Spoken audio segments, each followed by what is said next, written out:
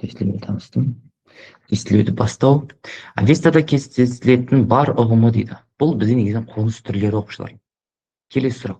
1457 жылы Өстемір Тайшыдан Әбілқайыр хан жеңілді дейді. Сығанақтың маңында. 52 балл. Абылай хан Жоңғар мен Дарабоз атағын берген әскери қолбасшы дейді.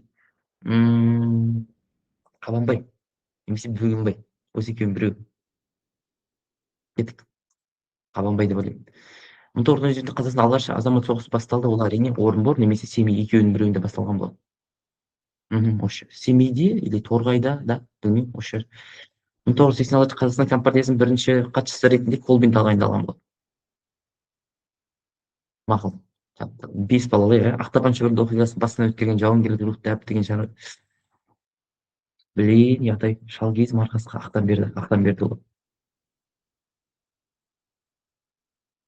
Блин, да? Қастерек негіз талқандай негіз. Шалкиіз ау деймі?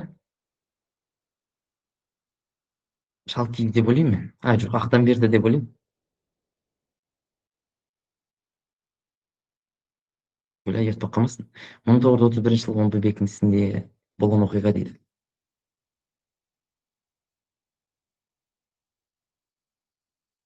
Мынау болады ғой. Немесе мынау болады. А мен С екеуінің біреуі болады. Қасым хан туралы дұрыс айтайық, қазақ хандығын Еділ жағалауына дейін кеңейтті дейді. Қойшы айтып белгілеп қойықшы. Өзіміздің дұрысымызды белгілейік кеттік. Дұрыс бұяқтың барлығы ше. Өз-өзіме сенімдімін ғой. Қойшы деймін де просто. Кеттік ал. Американың жаңа материк екенін дәлелдеген саяхатшы дейді.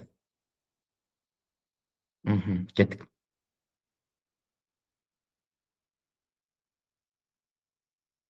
Енді қараңыздар. Естеріңізде бар болатын болса, бізде Америка деген жаңа материк болған болатын. Осы материкті, бұның жаңа материк екенін ең алғаш ашқан адам болды. Негізінен Америкаға ең алғаш жеткен адам ол Христофор Колумб. Американың ең алғашында олар Христофор Колумб айтқан болды. Бұл Үндістан, да, бұл Үндістанның жері, да, ол Христофор Колумб Америкаға барған кезде бұл Үндістанның халық деп ойлаған болды. Сондықтан америкалықтың байырғы халқын бізде үндістер деп атап кеткен екен. Енді Американың жаңа материк екенін дәлелдеген саяхатшы ол бізде Америка Веспуччи деген азамат еді. Васко да Гама деген адам, ол Африканы айналу арқылы Үндістанға жеткен адам 1498 жылы. Фернандо Магеллан деген әлемді тұңғыш рет су бойынша әлемді тұңғыш рет айналып шыққан адам осы Фернандо Магеллан. Оның саяхатынан кейін барлығы түсінген болатын. Типа мұхиттардың барлығы біртұтас екенін, әлемнің шар тәріздес екенін барлығы осы Фернандо Магелланның саяхатынан белгіленген болатын. Ал Американың жаңа материк екенін дәлелдеген саяхатшы ол Америка Веспуччи. Ол осы жерге 3 рет саяхат жасаған болатын. И осы Америка Веспуччидің саяхатынан кейін осы Американың есімін дәл осы қазіргі біз білетін мынау Америкаға берген адамның есімі лотарингиялық саяхатшы, картограф Бальзюмюллер деген азамат еді. Осы Америка Веспуччидің есімін мынау қазіргі Америкаға берген. 1860 жыл Пекин конвенциясының нәтижесі дейді. 1860 жылы Пекин конвенциясының нәтижесі дейді. Естеріңізде бар болатын болса, бізде дәл осы мынау апиын соғыстары болған болатын. Апиын соғыстары, мысалы, мынау жаңа заманға қарай Қытай, Жапония, Корея, Вьетнам мемлекеттері жабық есік саясатын ұстанған болатын. 4 мемлекет жабық есік саясатын ұстанды. Сол бір уақытта Қытайдың жабық есік саясатын бұзған кім болған болатын? Әрине қытайлықтар болған болатын. Қытайлықтардың жабық есік саясатын бұзған әрине ағылшындар болған болатын. Ағылшындар осы Қытайды ашу үшін апиын соғыстарын жүргізді.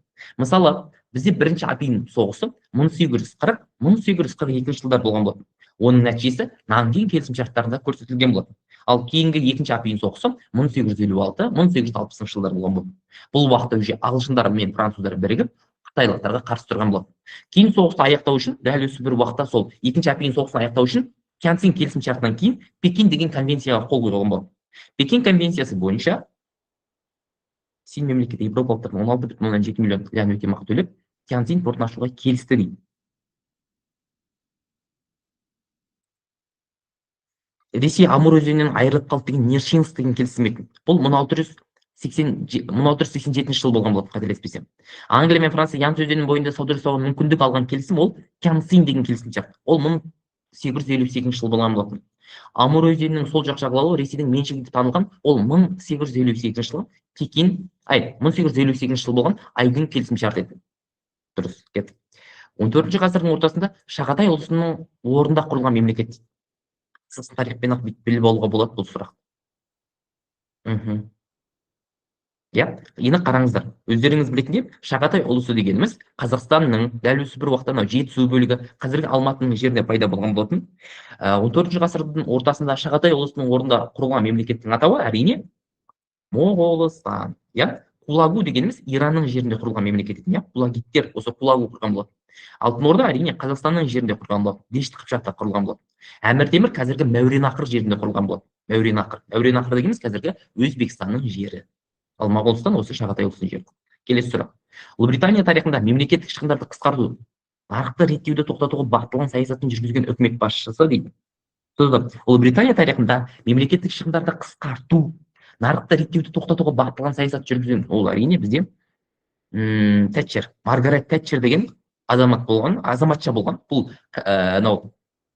Ұлыбритания мемлекетін неоконсерватизм кезінде басқарған адам еді. Осы Маргарет Тэтчер деген, ол жаңағы Ұлыбритания тарихындағы ең алғашқы әйел, осы бір уақытта жаңағы әйел адам ең алғаш Ұлыбритания үкіметін басқарған болатын. Сол Маргарет Тэтчер консервативтік партияның ішінен шыққан болатын. Және де дәл осы Маргарет Тэтчер туралы айтылатын болсақ, бұл бұл басшыны біз білетін Кеңес одағы Темір ханым деп атаған болатын. Темір ханым. Себебі бұл кеңестік одақта қатаң саясатты жүргізген болатын.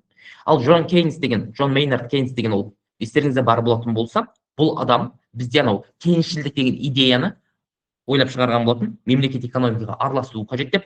Уинстон Черчилль деген бұл екінші дүниежүзілік соғыс кезінде 1940-1945 жылдары осы біз білетін нені басқарған адам етін, Ұлыбританияны басқарған адам етін. Макмиллан деген тоже Ұлыбританияның тоже премьер-министрі екінші дүниежүзілік соғыстан кейін. Кеттік. 1870 жылы Пруссия әскері мен француз әскерінің шайқасы өткен қамал дейді. Смело сұрақ.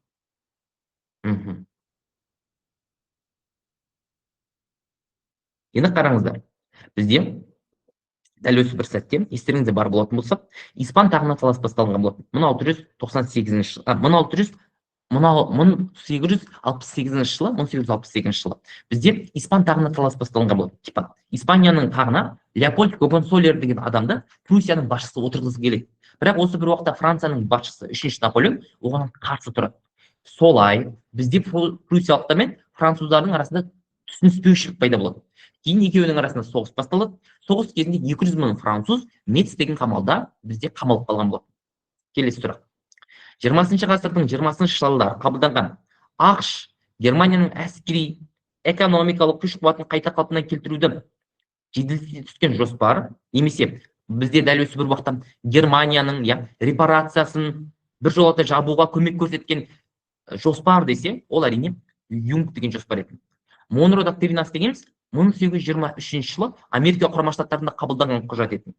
Жаңа бағыт деген 1933 жылы біз білетін Рузвельттің қабылданған саясат еді. Ал Губердің жоспары мұндай дүние жоқ. Губер просто осы бір уақытта дағдарыстан шығатын белгілі бір жаңағы гуманитарлық көмектерді ұсынған болатын, белгілі бір дүниелерді айтқан болатын. Ал Юнг жоспары негізінен 1920 ғасырдың 20-шы жылдары Америка құрама штаттары Германия қабылдаған негізгі екі құжат бар. Біріншісі Дауис жоспары, екіншісі Юнг жоспары. Дауис жоспары бойынша бұл Европадағы экономикалық жағдайды тұрақтандырған болатын, ал Юнг жоспары бойынша Германияның әскери экономикалық күш қуатын қайта қалпына келтірілген болады. Ұлы моғолдар мемлекеті құрылған жерлер дейді. Ұлы моғолдар мемлекеті құрылған жерлер, олар бізде смело сұрақ. Олар өздеріңіз білетіндей, ұлы моғолдар деген мемлекетті құрған адамның есімі негізі 1523 жылы құрған болатын. Бұл адамның есімі Әмір Темірдің жаңағы ұрпағы, оны адамның есімі Бабыр. Бабырнама деген мемуарлық жаңағы шығарманы жазған Бабыр еді. Сол Бабыр осы ұлы моғолдар мемлекетін құрған болатын. Оның құрылған жері Ауғанстан және солтүстік Үндістан аймағы еді. Ең алғашында осы 1523 жылы ұлы моғолдар мемлекеті құрылған болатын. Ояқтың мемлекеттік басшысы падишах деп аталған болатын. 1918-1923 жылдары Анадолудағы түрік халқының азаттық күресін басқарған генерал дейді. Намық Кемаль. Оны біз кеше нұсқа талдауда айтқан болатынбыз. Намық Кемаль ол жаңа Османдарды құрған адам еді. 1865 жылы. Кейін ана мемлекеттік биліктің Абдул-Азизді тайдырған болады. Мұстафа Решит деген адам 1839 жылы осы Осман империясында жаңағы не істеген адам еді. Осман империясында танзимат реформаларын жүргізген азамат еді. Ал Мұстафа Кемаль осы сәтте бұны Ататүрік деп атаған болатынбыз. Анадолудағы түрік халқының азаттық күресін басқарған осы Мұстафа Кемаль еді. Мынау Антанта елдеріне қарсы басқарған болатын. Ал Қашим әл-Атаси деген бұл 1936 жылғы мынау ненің президенті, Сирияның президенті. 1937 жылы 3-6 мамыр күндері Ларго Кабалеро әскери шабуылдаған қала дейді. Бізде негізден 1936 жылы Испанияның жерінде азамат соғысы басталды. Азамат соғысында республикашылдықтар мен франкистердің арасында болады. Франкистер дегеніміз фашистер. Осы бір сәтте Ларго Кабалеро деген адам бұл мынау нені басқарған болатын? Республикашылдарды басқарған болатын. Солай Ларго Кабалеро мынау қазіргі Каталония аймағына шабуыл жасайды. 1937 жылы 3 және 6 мамыр күндері. Сөйтеді да ол аймақтағы коммунистерді жазалау үшін шабуыл жасайды. Ол қаланың атауы Барселона еді. Өздеріңіз білетіндей Барселона ол каталондық клуб, ал Мадрид деген ол әрине біз білетін испандық клуб. Испанияның жерінде негізінен 4 халық бар. Ол испандықтар, басктер, галисийліктер және каталондықтар. И каталондықтар мен испандықтар бір-бірін особо ұнатпайды. Реал мен Барса секілді. Реал өздеріңіз білетіндей каталония. Бәле қылайын. Кеттік ал. КСРО-ның басшысы Никита Хрущевтің тұсында орын алған оқиға дейді. Чехословакияға КСРО әскер кіргізілген уақыт 1968 жылы Прага көктемі деген оқиға еді. Косыгин деген реформа бұл 1965 жылы басталған болатын. Кімнің келуімен? Мемлекеттік билікке Брежневтің келуімен. Қайта құру идеясын ұсынған ол біз білетін Горбачев еді. Ал жердің жасанды серігі ұшырылды, ол 1957 жылы осы Никита Хрущевтің тұсында ұшырылған болады.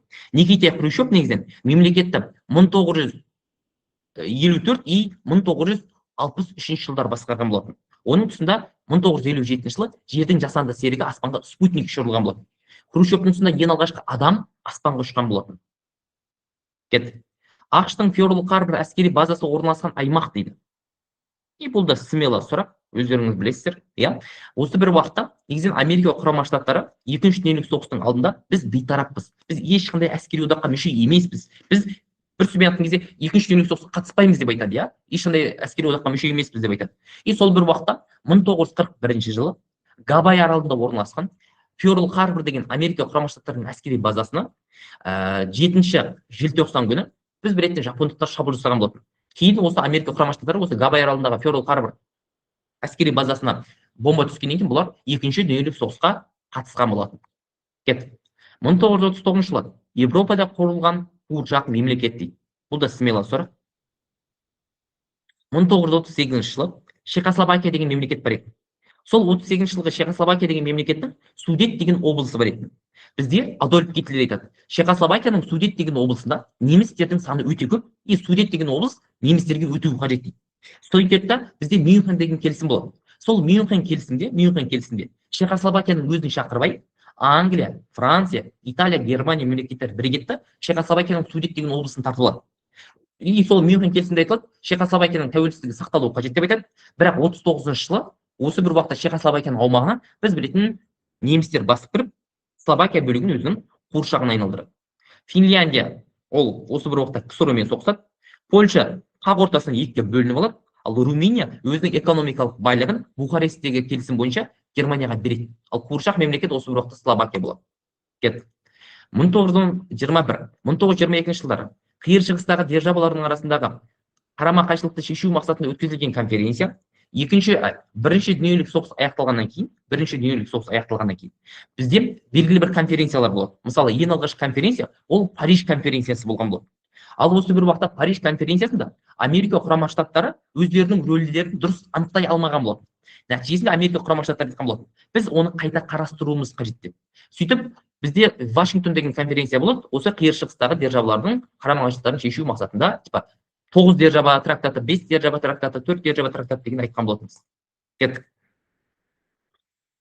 1981 жылы ақш-та жанталаса қарулану бағдарламасын бастаған мемлекеттік басшы бұл актер болған Рональд Рейган. Прикинь, актер болған, шал кезінде мемлекеттік билікке келген осы Рональд Рейган деген азамат еді. Ұлтқа қызмет ету деген кітап оқысаңыздар, осы Рональд Рейганның өмірі туралы айтады. Бұрын актер болған адам. И осы Рональд Рейган біз білетін ксро-ны құлатуға өте үлкен мүмкіндіктер жасаған, ксро-ны құртуға көп жаңағы әрекеттер жасаған осы Рональд Рейган деген азамат еді. Ал Ричард Никсон деген азамат бар. Бұл сосын айтамыз. Джордж Буш, оны сосын айтамыз. Билл Клинтон, оны сосын айтамыз. Я, екінші дүниежүзілік соғыстан кейін кезін айтамыз. Феодалдық құрылыстың ең негізгі белгісі, білейін көзі жұмда жауап берші, я. Феодалдық құрылыстың ең негізгі белгісі жердің негізгі байлығы, табыс пен байлыққа айналуы еді.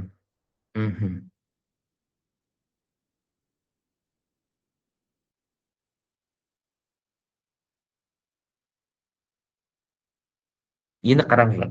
Не бүреттік, смело кеттік. 19 ғасырдың 90 жылдары Ресей өнеркәсібіне байланысты дұрыс дәйекті анықтаңыз дейді. Бұл да смело сұрақ. Я, біз бұларды білуіміз қажет. 19 ғасырдың 90 жылдары Ресей өнеркәсібіне байланысты дұрыс дәйек 1893 жылы, жоқ, 1891 жылы Транссібір темір жол құрылысы басталынады. Донбасс пен Бакуде жанармай энергетикалық база құрылады, екі дұрыс болады.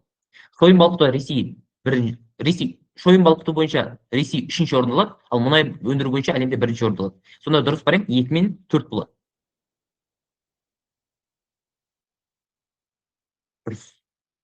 Дұрыс. Кеттік. 19 ғасырдың Ресейдің Иран арасындағы саяси байланыстардың оқиғалардың хронологиялық ретін орналастырыңыз дейді.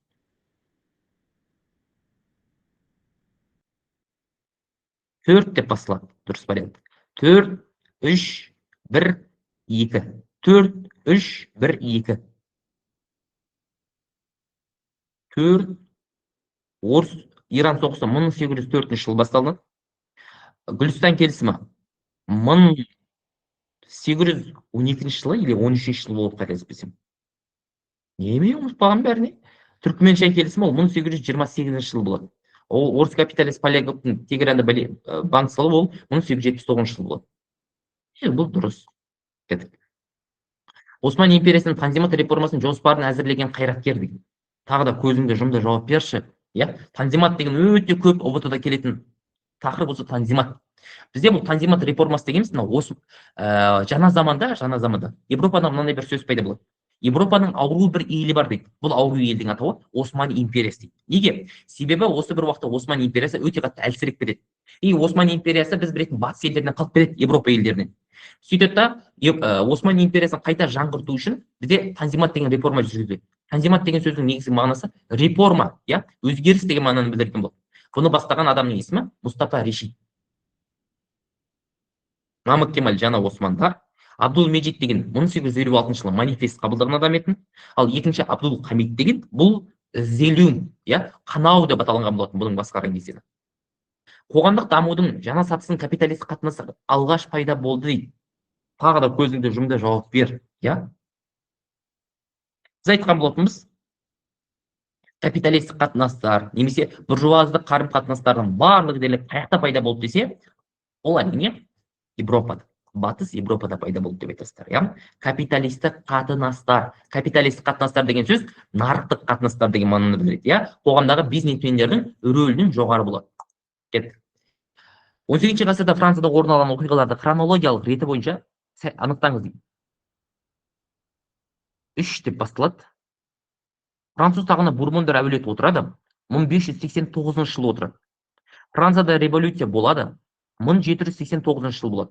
Франция қарсы Австрия-Пруссиясы одағы құрылады, 1792 жылы болады. Сонда дұрыс вариант 3-1-2 болады. 3-1-2. 3-1-2. Дұрыс. 3-1-2. 3 Бурбондар әулеті отырады. Хронологиялық ретін бойынша анықтаңыз. 3-1-2. 3-1-2. Дұрыс. Кеттік. Солтүстік Америка отарларының тәуелсіздігі үшін соғыс кезінде ақш тарапынан Англияға қарсы соғысқан қантысқан мемлекет дейді. Франция. Бізде ең алғашында өздеріңіз білетіндей қазіргі Америка құрама штаттары бар ғой. Сол Америка құрама штаттары бұрын біз білетін ағылшындарға тәуелді болған. Ағылшындарға тәуелді болған уақытта кейін 1775 жылы дәл осы Америка құрама штаттары Англияға қарсы тұрады. Біз Америка құрама штаттары типа Англияға бағынғымыз келмейді дейді. Сөйтеді да осы бір уақытта оны басқаша бізде солтүстік Америкадағы буржуазиялық революция деп атайды. Сол ақш тарапына қарсы жорыққа шығады. Сөйтеді бұл шайқас 1775-1783 жылдары болады. Осы соғыстың нәтижесінде Америка құрама штаттары өзінің тәуелсіздігін алады. Сол бір сәтте Франция, Голландия, Испания мемлекеттері Америка құрама штаттарын қолдап Англияға қарсы соғысады. Бұл дұрыс. Кеттік. Македонский мен үшінші дария арасындағы шешуші шайқас өткен жер. Тағы да көзіңді жұмды жауап берші. Блин, оңай ғой да. Слишком оңай да.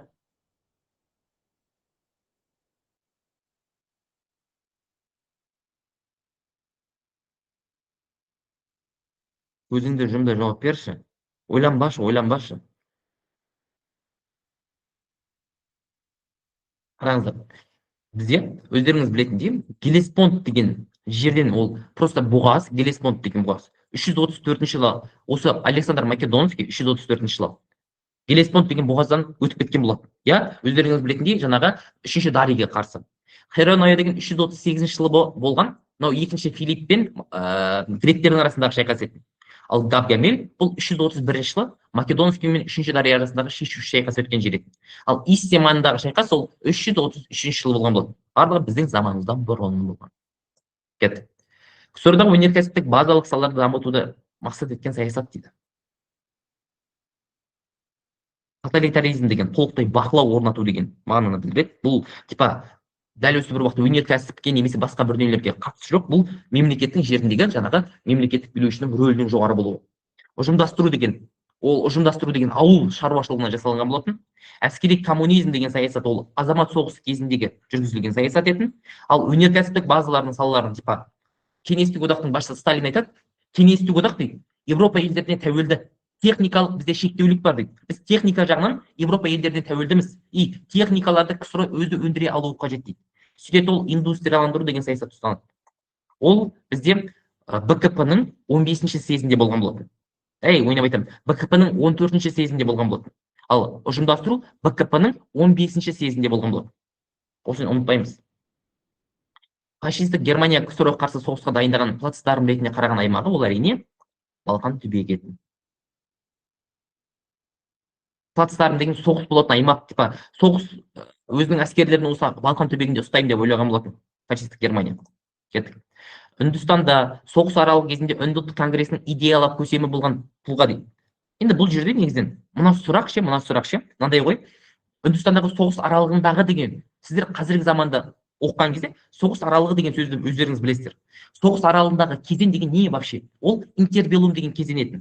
Бірінші дүниежүзілік соғыс пен бірінші дүниежүзілік соғыстың аяқталу кезеңі мен екінші дүниежүзілік соғыстың басталар уақыты интербеллум кезеңі деп аталынады. 1918 жыл мен 1939 жылдар аралығы интербеллум кезеңі деп аталынады.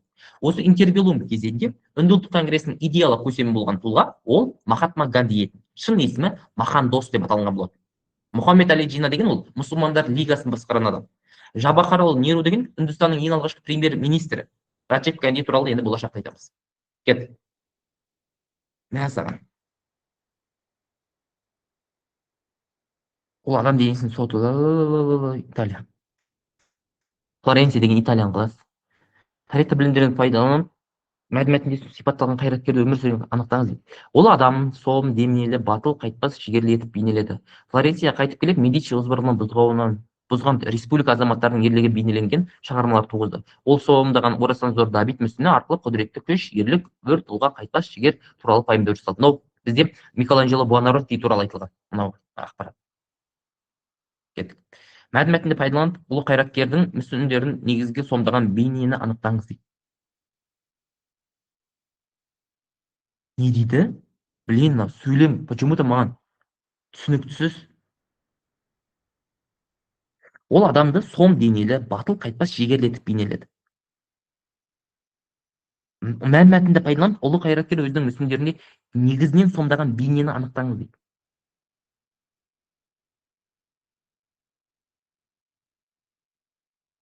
Кылтас кармап бир нече мүсүн жасады. Оларды тандоого Маиси кол көтөрүлгөн калистине болуп табылды. Өмүрүнүн соңку 30 жылында бир ирет кулдар менин оюмча. Микеланджело Буонаротинин сурети. Мына сурак мен билбейм, кате кетип калуум мүмкүн, но бирок 100% өзүм сенимдимин кулдар экенине. Кетип тарыхый билимдерин жана маалиматты пайдаланып сыпатталган кайраткер ол арине Микеланджело Буонаротти. Маалиматты сыпатталган кайраткер өз мүсүндөрүндө адамды сомдады. Сом денелі, міне жазылып тұр, иә, сом денелі батыл қайтпас шегелетіп бейнеледі деп. Мәтініне сипатталған қайраткер өмір сүрген кезеңді анықтаңыз деп. Ол қайта өрлеу дәуірі Ренессанс кезінде өмір сүрген, ол Микеланджело Буонаротти деген азамат еді. Иә, мәдени тақырыптардан өткен болатынбыз.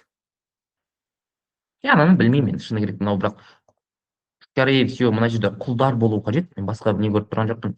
Маиси көтеріліске шыққан қал үстінде құл дегендерге қарап мен аны айтып отырмын, құлдар деп. Немесе бір сөйлем жазылып тұр ма бұл жерде? Ол адамдарды сом денелі батыл қайтпас шегелетіп бейнеледі. Флоренция қайтып келіп Медичи озбырлығын бұғауын бұзған республика азаматтарының ерлігін бейнелейтін шығармалар туғызды. Ол сомдаған орасан зор табит мүсіні арқылы құдіретті күш, ерлік, өр тұлға қайтпас жігер туралы өзгеше пайымдар салды. Екінші Уильям Папа ол Римге шақырылып құлпырасқа арнап бірнеше мүсін жасады. Мәнмәтінді пайдаланып, ұлы қайраткер өзінің мүсіндерін негізінен сомдаған бейнені анықтаңыз дейді.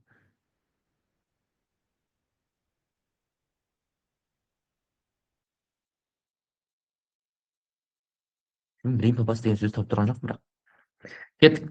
20 ғасырдың бірінші жартысындағы Америка президенттерінің жүргізген ішкі саясаттарының сәйкестендіріңіз дейді.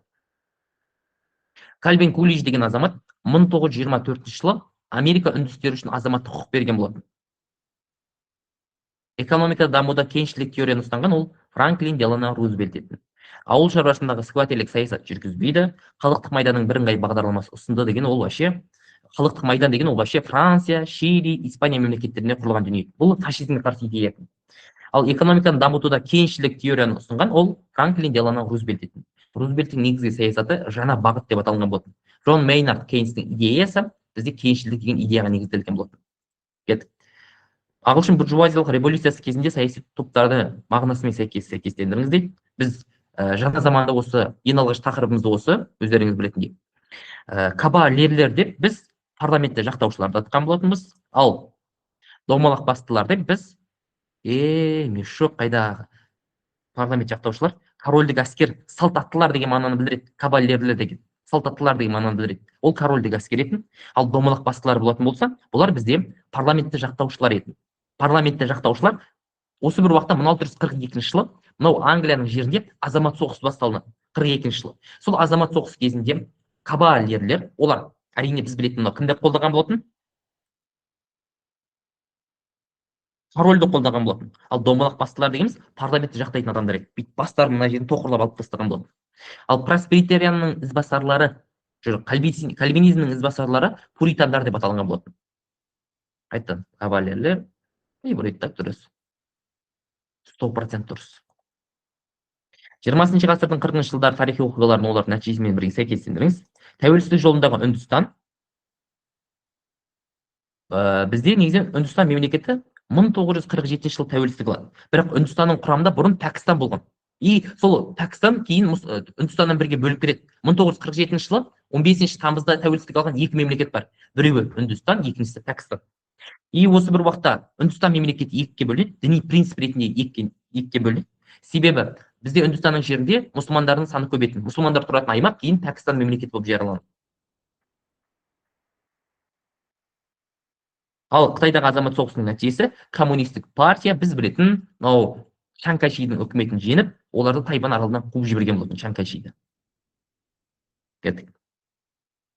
Мемлекеттердің екінші дүниежүзілік соғыс кезінде соғыстан кейінгі ақш-тың басқа мемлекеттермен жүргізген сыртқы саясаттарын сәйкестендіріңіз дейді. Жапония мемлекеті.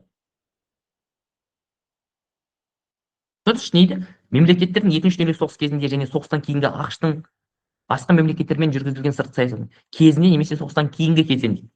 Жапонияға үлкен секіріс саясаты деген ол вообще Қытай, 6 күндік соғыс деген ол вообще Палестинамен байланысты. Қалалардың атын бомбаларын тасталды, ал Кустороға Кариб дағдарысы болады. Иә, мына екеуі дұрыс емес, мына екеуі дұрыс болып кетті. 20 ғасырдың 80-90 жылдарында Шығыс Европа мемлекеттерінің оқиғаларын анықтаңыз. Николай Чаушеску деген президент болып сайланған, бұл вообще Румыния мемлекеті. Диктатор болған адам еді. Осыны кейін атып тастаған болатын. Кәдімгі әйелімен қосып атып тастаған Николай Чаушеску, Румынияның басшысы. Мына жерде Арпад Генс билікке келеді. Қайта бағдарлау, есеңгіру терапиясы деген бұның барқыт революцияларын жатады, оны біз кейін өтеміз. Қайта бағдарлау, есеңгіру терапиясы дегеніміз бұл не? Блин. Бұл Польша мемлекеті. Ал азаматтық форум деген атты оппозициялық құрылым, ол Чехословакия мемлекеті. Сына жазуы ең алғаш пайда болды. Сына жазуы. Бұл мынау 11 сыныптың 2-ші бөлімінде, қателеспесем, жазу деген тақырып бар. Сол уақытта біз руна жазуын, сына жазуын, иероглифтік жазуды, пиктографиялық жазуды тағы бір айтатын боламыз, фонографиялық жазуды. Бұл сына жазуы ең алғаш пайда болған мемлекет ол оңтүстік Месопотамия. Оңтүстік Месопотамия, шумерлердің жерінде пайда болған. Сына жазуы ең алғаш пайда болған мемлекет оңтүстік Месопотамия, шумерлердің жерінде пайда болған. Үндістанда санскрит деген жазу етін, иә?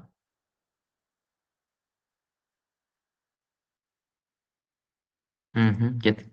20 ғасырдың 2-ші жартысында қалыптасқан адам болмысының бірегейлігіне ерекше көңіл бөлетін ілім дейді. Көзіңді жұмды, жауап берші. Кеттік. Фуризм деген ол вообще мынау суреттің бағыт етін. Сюрреализм деген ол бізде. Сюрреализм деген ол бізде не? Блин. Сюрреализм деген ол фантастикалық жанр, короче. Кубизм деген геометриялық фигуралар арқылы соғылады. Ал постмодернизм дегеніміз, модернизмнен кейінгі кезең постмодернизм кезең деп аталады. Ал неопозитивизм дегеніміз бұрынғы дүниені қазіргі дүниемен байланыстыру етін, біріктіру етін да. Ал бұл жердегі адам болмысының бірегейіне ерекше бөлінетін ілім ол экзистенциализм. Философияда пайда болған ілім етін, иә? Адам тұлға болып қалыптасу үшін оған айтылады, осы бір уақытта әрбір адамның жеке принциптері болуы қажет. Адам жеке принциптері қалыптасқан уақытта оған қоғамда басқа бір дүниелер ешқашан әсер етпеуі қажет деп айтады. Экзистенциализм бағытында түсіндіретін тағы бір дүние, адам өзінің меніне ие болуы қажет. Экзистенциализмнің басты идеясы ол жауапкершілік идеясы еді. Әрбір адам өзіне жауапкершілік алуы тиіс деген болады осы экзистенциализм идеясында. Бұл адам болмысының бірегейлігіне ерекше бөлінетін, көңіл бөлетін ілім. Бұл экзистенциализм деп аталған. 17-ші ғасырдың 2-ші жартысынан 18-ші ғасырдың соңына дейін ғылымның дамуына шешуші рөл атқарған идея. Мынау бізде 8-ші сыныптың тақырыбында бар. Бұл 1680 және 1780 жылдар аралығы ғой. 1680 және 1780 жылдары Европада ғылымның дамуына шешуші рөл атқарған идея ол ағартушылық деген идея. Ағартушылық. Ал өнеркәсіп төңкерісі қай уақытта болды? Естеріңізде бар болатын болса, ол өнеркәсіп төңкерісі 1733 жылы Джон Кейнмен басталған болатын. Ол уже 17-ші ғасыр болмайды, 18-ші ғасырдың бірінші жартысы болып кетеді. Бұл дұрыс емес. Жаңару деген жоқ, ренессанс деген орта ғасырда болған, қайта өрлеу екеуі бір дүние. Ал ғылыми техникалық прогресс дегеніміз бұл 20-ші ғасырдың 2-ші жартысында болған идея. Рембрандт Кармен ван Рейнге қатысты дұрыс дәйекті анықтаңыз. Инфанта Маргарита портретін соққан ол Веласкес Диего деген азамат еді. Сол Веласкес Диего Испан мемлекетінің алтын ғасыры заманда өмір сүрген болатын. Кармен ван Рейннің картинасы 4 салтатты деген. Ойнап айтамын. Еңбегін ұмытып қаптым. Рембрандт Кармен ван Рейн 4 салтатты білген еңбегі қандай ұмытып қаптым. Ол голландиялық өнердің реалистік бағытын даму кезінде өмір сүрді. Барлық адамдар темір өмір сүретін қоғамда құруды қиялдады дейді. Ол Томас Мор еді. Итальяндық философ, ақын, саяси қайраткер дейді. Білмеймін енді, итальяндық оны. Кейбір бүйтіп сұрақ келмейді ғой, итальяндық философ, ақын, саясаткер кім десе, вариантпен тауып алсаң болады. Былай. 1946 жылы қырпыдан бөлініп жаңа құрылған Түркия демократиялық партиясының жетекшісі дейді. Неджемин Эрбакан деген ол 1995 жылына билікке келген адам. Сүлеймен Демирел Эзду